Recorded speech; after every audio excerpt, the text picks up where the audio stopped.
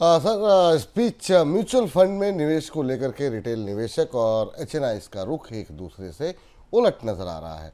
Retail निवेशक equity mutual fund scheme में निवेश लगातार बढ़ा रहे हैं, जबकि एचएनआईज इसमें निवेश कम कर रहे हैं। खासतौर से स्मॉल कैप इक्विटी स्कीम में रिटेल निवेशकों की हिस्सेदारी बढ़ी है और एचएनआईज की कम हुई है। वहीं एचएनआईज ने डेट और हाइब्रिड स्कीम में निवेश को बढ़ाया है। आपसे ही समझना चाहेंगे सर, म्यूचुअल फंड में निवेश को लेकर के रिटेल और एचएनआईज के जो नंबर्स हैं और वो क्या कुछ कहानी कह रहे हैं। ये बेहद करीब से समझने वाली चीज है। और मैं ये आंकड़ों को देखने के बाद, एमफी के आंकड़े पढ़ने के बाद मुझे लगा कि रिटेल निवेशकों की ये हिम्मत है या भ्रम है या कंफ्यूजन है। क्योंकि अगर आप जिनके पास ज्यादा पैसा है, जो ज्यादा बेहतर निवेश करने की स्थिति में, वो ज्यादा सुरक्षित बेट्स ले रहे हैं। और जब निवेशक, जो छोटे निवेशक हैं जिनके पास कम पूंजी है और जो एसआईपी के माध्यम से चल रहे हैं, वो कहाँ निवेश कर रहे हैं, आइए हम आंकड़ों में देखते हैं।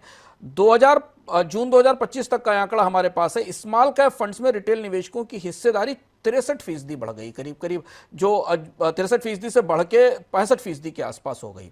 Multi cap, thematic, large cap, mid cap, सब में अगर आप देखें तो स्मॉल कैप में फंड की हिस्सेदारी सबसे ज्यादा दिखाई दे रही है। जबकि एचएनआई जो हाई नेटवर्थ इंडिविजुअल्स थे, जिनके पास अच्छी पूंजी है, उन्होंने स्मॉल कैप और मिड कैप फंड से पैसा निकाल लिया और उन्होंने जो पैसा डाला वो हाइब्रिड में, डेट में, कम जोखिम वाले जो फंड हैं, यानी वो सुरक्षित मुनाफे की तरफ जा रहे हैं। जबकि छोटे निवेशक उन जोखिम भरे स्मॉल कैप फंड्स में पैसा डाल रहे हैं जहां नुकसान होने का खतरा है। रिटेल निवेशकों की सोच जो है वो ये है कि